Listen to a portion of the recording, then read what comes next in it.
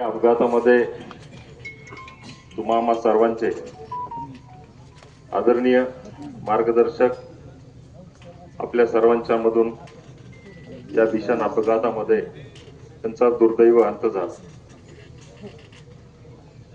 जिजांबद्दल व या परिवाराबद्दल बोलण्यासारखं भरपूर आहे, परंतु आज अत्यंत वेदना माझ्या मनाला या ठिकाणी होत आहेत, कारण या कुटुंबाचं आणि माझं अनेक वर्षापासूनचं नातं आहे। मनोज असेल, राहुल असेल, सुशील, स्वप्नील, आम्ही सर्व मंडळी MIT ला शिकायला सोबत, अगदी त्यावेळेसपासून प्रत्येक सुखादुखामध्ये आम्ही सातत्याने भेटायचो। आणि भेटल्याच्या नंतर मात्र जिजा त्यांची जी छबी, त्यांचं स्मित हास्य, त्यांचं सर्वांना आदरपूर्वक आणि सन्मानपूर्वक वागवणं, प्रेमानं बोलणं, हे खरं अर्थानं आज माझ्या डोळ्यांसमोर जात नाहीये।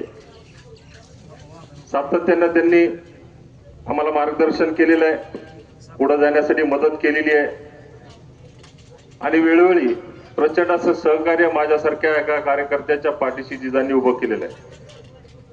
सामाजिक, राजकीय, उद्योग क्षेत्रामध्ये काम करत असताना माझ्या शेतकऱ्यांसाठी काहीतरी केलं पाहिजे म्हणून जिजांनी माझ्या विधानसभा मतदारसंघातील क्षेत्रातील योगेश्वरी शुगर इंडस्ट्रीज साखर कारखाना विकत घेतला आणि त्या भागातील माझ्या सर्व शेतकऱ्यांना न्याय देण्यासाठी, त्यांच्यामध्ये आर्थिक समृद्धी उभारण्यासाठी जिजांनी धाडसी निर्णय घेतला आणि सातत्याने मागच्या अनेक वर्षापासून त्या कारखान्याच्या माध्यमातून माझ्या पाथरी विधानसभा मतदारसंघातील परभणी जिल्ह्यातील शेतकऱ्यांना चांगल्या पद्धतीचा न्याय जिजांच्या माध्यमातून त्या ठिकाणी देत गेले। माझ्या निवडणुकीच्या माध्यमातूनही मला कल्पना न देता माझ्या माघारी अनेक बैठका आयोजित करून माझ्यासारखा कार्यकर्ता आमदार झाला पाहिजे, पुढे गेला पाहिजे म्हणून जिजांनी अनेक बैठका घेऊन माझ्यापेक्षाही अधिकचं काम त्या पाथरी विधानसभा मतदारसंघामध्ये केलेलं आहे आणि म्हणूनच माझ्या विजयामध्ये जिजांचा फार मोठा वाटा आहे।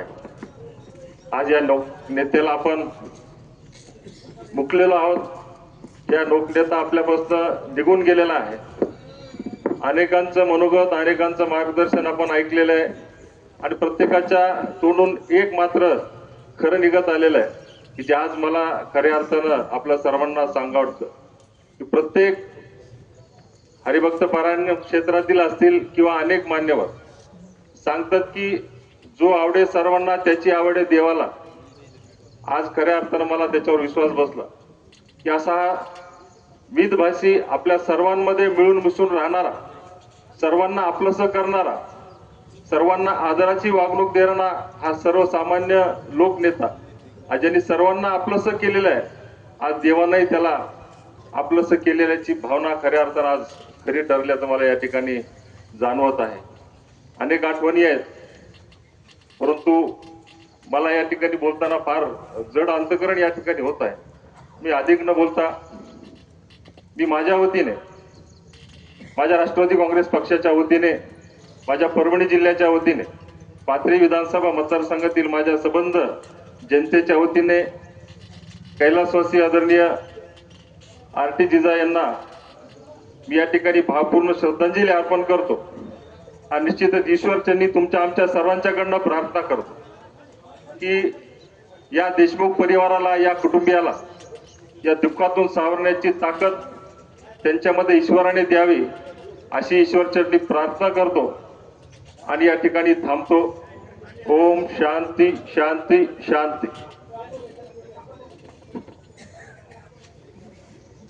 यानंतर गंगाखेड विधानसभा मतदारसंघाचे आमदार आदरणीय रत्नाकररावजी गुट्टे साहेब।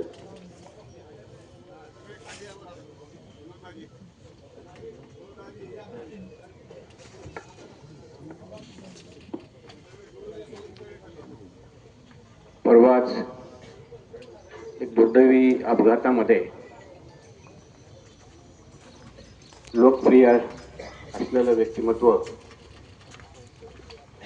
अपघातामध्ये त्यांचं एक दुर्दैव निधन झालं। त्यांच्याबद्दल जर बोलायचं म्हणलं तर खूप एक मयाळू नेतृत्व होतं, सर्वांना सोबत घेऊन चालणारं नेतृत्व होतं. आणि खरंच जिजा कधी मुंबईत जर असले तर दुसऱ्या दिवशी सकाळी इथं माझ्या गावामध्ये दिसायचे, परळीत दिसायचे. इतके लोकांची त्यांनी सेवा पण केलेली आहे. त्यातले त्यात त्यांच्या पाठीमागं खूप मोठा परिवार, 4 भाऊ 3 मुलं आणि चुलत भाऊ, असे खूप मोठा परिवार ते सोडून गेलेले आहेत. आणि खूप मोठी एक पोकळी निर्माण झालेली आहे राजकारणामध्ये. या परिवाराला या दुःखातून सावरो ही ईश्वरचरणी मी प्रार्थना करतो आणि थांबतो. हो. धाराशिव लोकसभा मतदारसंघाचे खासदार आदरणीय ओमराजे निंबाळकर.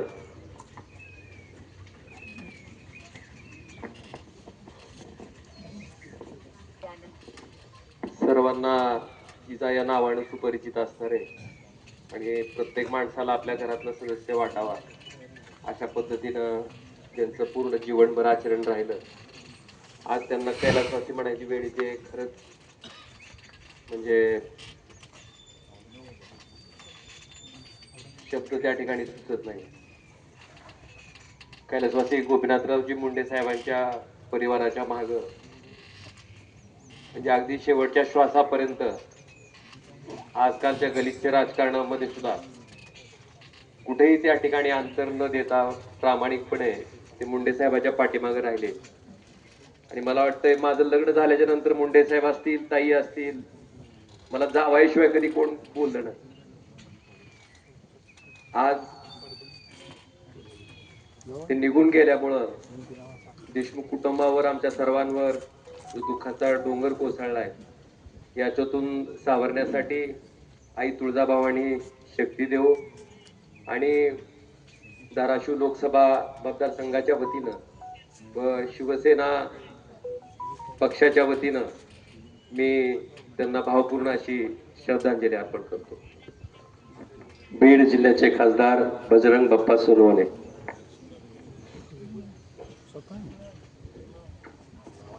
आज आपण सर्व शोककुल वातावरणामध्ये कैलासवासी आदरणीय आरटी जिजा यांना अखेरचा निरोप देण्यासाठी जमलो. ते शब्द वापरता सुद्धा कठीण होतं. जिजासारखा सर्वसाधारण घराण्यामध्ये ग्रामीण भागात जन्म झालेला व्यक्ती, ज्यांनी व्यवसायात व राजकारणामध्ये उत्तुंग अशी भरारी घेतली. जिजांचा एकच मी अनुभव किंवा एक किस्सा सांगणार आहे. एक काळ इसवी सन 2002 मी या गावचा सरपंच होतो. त्यावेळेस स्वच्छता अभियान कार्यक्रम असायचा.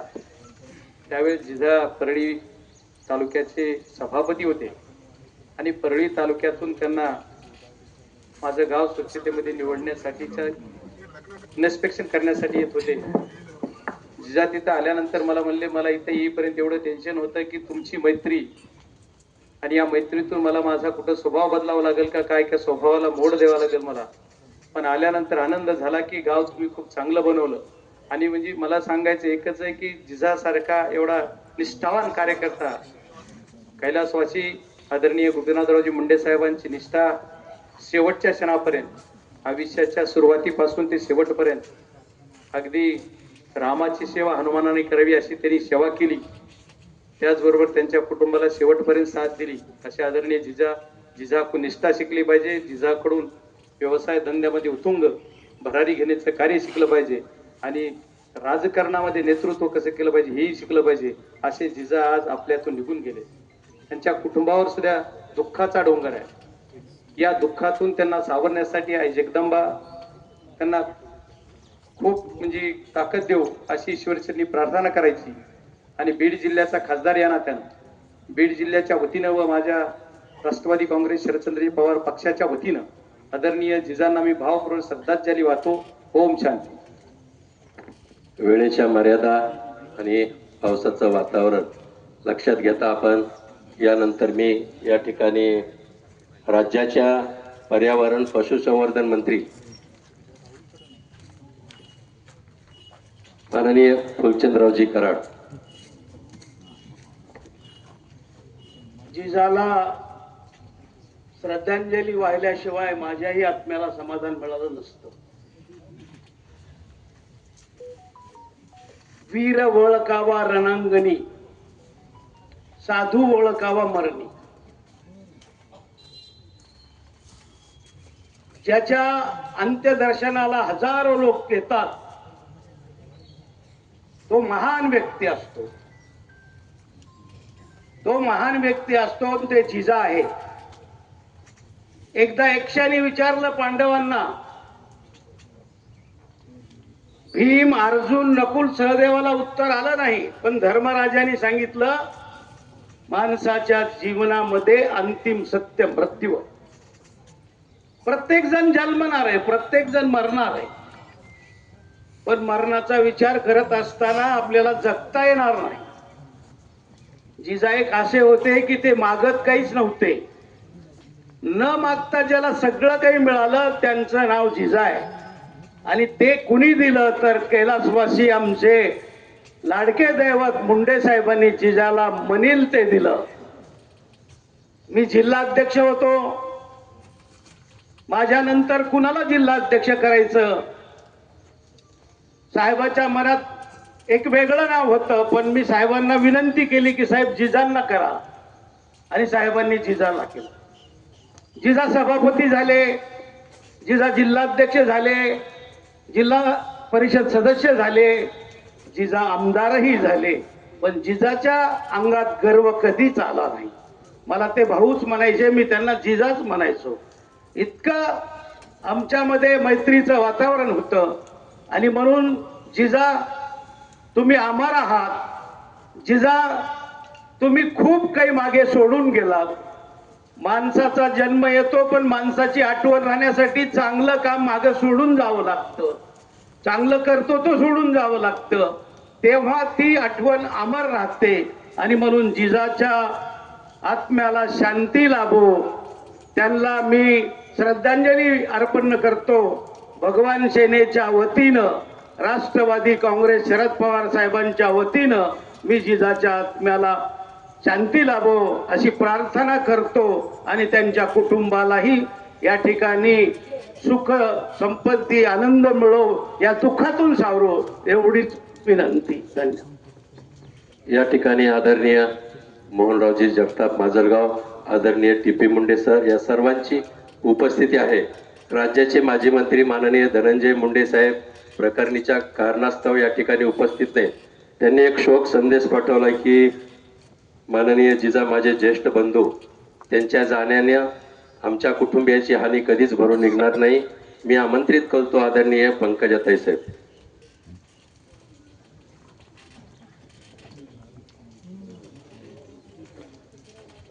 आज परत एकदा आपल्या सर्वांना एका धक्क्याने एकत्र आणलेलं आहे. जिजांचं जाणं हा फार मोठा धक्का आहे. मी नांदेडमध्ये गृहमंत्री अमितभाई शहा यांच्या दौऱ्यात होते आणि मला फोन आला, रामभाऊंचाच आला, अनेक कार्यकर्त्यांचे फोन आले की जिजांचा अपघात झालाय आणि फक्त पायाला मार लागलाय. थोड्या वेळाने निरोप आला की डॉक्टर काही सांगत नाही, तुम्ही डॉक्टरला बोला ताई. मी डॉक्टरला बोलली. त्यावेळी ज्या वेदना मला झाल्या त्याच वेदना 3 जून 2014लाही झाल्या. हे स्थान माझ्या आणि माझ्या परिवाराच्या हृदयात जिजांचं आहे. माझे वडील गोपीनाथ मुंडे साहेब जेव्हा आपल्यात राहिले नाही तेव्हा, ताई तुम्ही आमची लेक आहात आणि आम्ही नेहमी तुमच्या सोबत राहू असं म्हणणाऱ्या जिजांच्या आत्म्याला एवढंच सांगेन, लेकीला 3 दिवसाचं सुतक असतं. 3 दिवस तुमची लेक तुमच्यासाठी इथे बसून आहे आणि हेच नातं तुमच्या सर्व परिवाराशी माझ्या श्वासाच्या शेवटच्या क्षणापर्यंत राहील, हे वचन मी जिजांच्या आत्म्याला देते.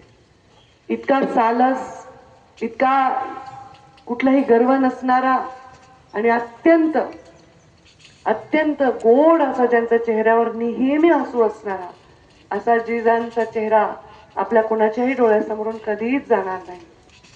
जिजांनी जे प्रेम दिलं, मला सगळे पंकजाताई म्हणत होते, मुंडे साहेबांच्या जाण्यानंतर जिजांनी ताईसाहेब म्हणायला सुरुवात केली.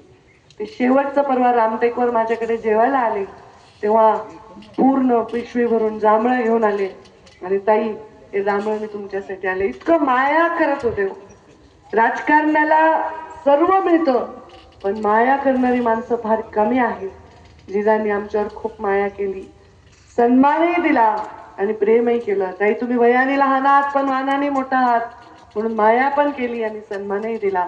असे माणसं परत होणारच नाही. ही एक साचा होता ईश्वराने बनवलेला, तो मला वाटतं आता पुढच्या पिढीमध्ये असता खूप खूप कठीण आहे. जिजांकडून खूप शिकण्यासारखं आहे आणि मी त्यांच्या प्रत्येक गोष्टीतून नेहमी शिकले. 2019च्या निवडणुकीत जिजा इतके आजारी होते, रोहित मला सारखा भेटायचा, ताई जिजांना काही शक्य नाही, जिजा फिरू शकत नाही, जिजा खूप आजारी आहेत. मी जिजांना म्हणलं, जिजा यंदा निवडणूक लढवायची नाही, आपल्याला जगणं महत्वाचं आहे, सर सलामत तो पगडी 50. जिजा म्हणले, ताई तुम्ही म्हणाल ते मान्य. आणि जिजांनी ते मान्य केलं. लेकरांनी, तिघी पोरांनी आणि बहिणींनी आणि सगळ्या भावांनी एवढं प्रेम दिलं, एवढी सेवा केली की जिजा मरणापासून परत आले आणि अशा क्षुल्लक अपघातात आज आपल्यातून जिजा गेले. मला ईश्वराचा खेळच कळत नाही. खरंच ईश्वराला चांगल्या लोकांची तिथेही गरज आहे. जिजा त्यामुळेच आपल्यातून आज ईश्वराकडे गेलेले आहे. त्यांच्या परिवाराला जसं माझ्यासाठी ते उभे राहिले तसंच त्यांच्या तिघेही मुलांसाठी मी उभी राहीन. माझी पात्रता किती आहे मला माहित नाही, पण कधीही जिजांच्या प्रेमावर आणि त्यांनी केलेल्या मुंडे साहेबांवरच्या भक्तीच म्हणायचे, ते हनुमान म्हणायचे, काय त्याच माणसाचं जर रक्ताचे गुणसूत्र तपासले ना तर जातीवादाचा अंश देखील आपल्याला सापडणार नाही. असा हा माणूस खूप खूप चांगला देव माणूस देवाकडे गेला. मी जिजांना मनापासून आदरांजली आणि श्रद्धांजली वाहते. लेख म्हणून प्रेमाने ज्यांनी सन्मान दिला आणि लेख म्हणून साथ दिली त्या जिजांच्या परिवाराला मी कधी अंतर देणार नाही असं वचन जिजांच्या साक्षीने देते. आणि त्यांना ईश्वर मुक्ती देवो, त्यांना गती देवो हीच प्रार्थना करते. आणि म्हणतात ना, मरणांती वैरांती, पण मरणांती स्नेहांती असं कुठे लिहिले नाही. मरणानंतर स्नेह वाढत जातो हे मी माझ्या बाबांच्या बाबतीत बघितलंय, तसंच जिजांच्याही बाबतीत बघते. समस्त मुंडे परिवारातर्फे, धनंजयची प्रकृती बरी नसल्यामुळे धनंजय आला नाही, सर्व परिवारातर्फे मी जिजांना श्रद्धांजली वाहते. आणि जिजांनी जाणं हे नेहमी आमच्या जीवाला दुःख लावून जाणार आहे. असं नाही जायला पाहिजे होतं. ईश्वराशी ही माझी तक्रार असणार आहे, कारण असे विश्वासाचे माणसं होणं कठीण आहे, ज्यांनी कधीही प्रतारणा केली नाही, कधीही. मला विटेकरांनी सांगितलं, या गलिच्छ राजकारणात सुद्धा जिजांनी जे प्रेम, ओमराजेंनी सांगितलं ते अगदी खरं आहे. तसंच प्रेम जिजांना आणि त्यांच्या परिवारांना आम्ही देऊ आणि तेही समाजाला तसंच प्रेम देतील, एवढेच विचार व्यक्त करते. मनपूर्वक श्रद्धांजली व्यक्त करते. या ठिकाणी आज रात्री 8:30 वाजता सावडण्याचा कार्यक्रम आहे. महाराष्ट्र पत्रकार संघाचे नेते आदरणीय वसंतरावजी मुंडे, ज्येष्ठ पत्रकार संतोषजी मानोरकर यांची उपस्थिती आहे. आपण आता उभा राहून जिजांना श्रद्धांजली अर्पण करू. विनंती आहे, आपण आपल्या जागेवर स्तब्ध उभं राहायचं आहे. 1 मिनिटाच्या मौनासोबत प्रार्थनेचे 2 शब्द आणि शेवटी शांती पाठ. शांत, स्थिर, पूर्णपणे एकाग्रता असावी.